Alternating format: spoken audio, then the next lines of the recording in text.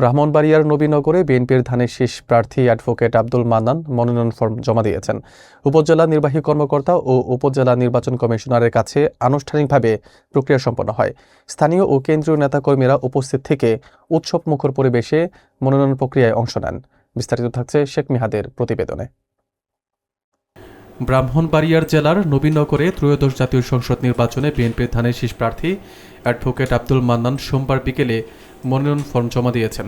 শেষ দিনে তিনি 200 নেতাকর্মী সহ উপজেলা নির্বাহী কর্মকর্তা মাহমুদুল হাসান এবং উপজেলা নির্বাচন কমিশনার স্বপন কুমার ভৌমিকের কাছে আনুষ্ঠানিকভাবে ফরম হস্তান্তর করেন।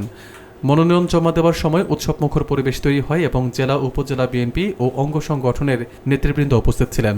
এ সময় উপস্থিত ছিলেন জেলা বিএনপির সাবেক ছাত্রদল সাধারণ সম্পাদক মোজাম্মেল হক রাজু, ঢাকা দক্ষিণ কৃষক দলের সাবেক যুগ্ম আহ্বায়ক রাজীব ভুইয়া, যুবদল নেতা মোহাম্মদ শাহিন মিয়া, লাউর ফতেপুর বাজারের বিশিষ্ট ব্যবসায়ী রাকিবুল ইসলাম সহ অন্যান্য নেতাকর্মী।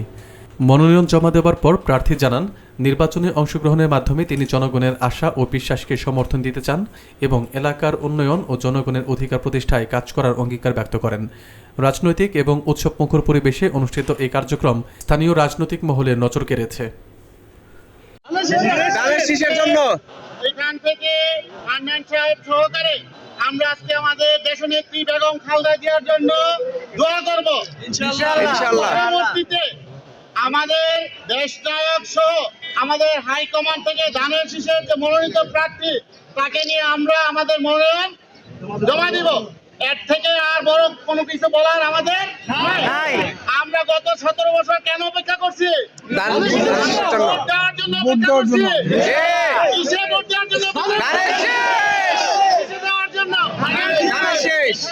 এতটুকুই কথা বলে আমি আমার বক্তব্য শেষ করছি।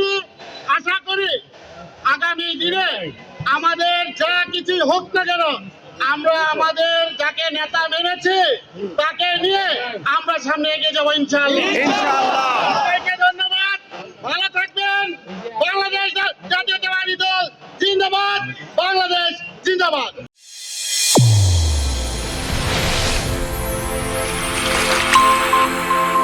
চ্যানেল A1 হৃদয়ের স্পন্দন।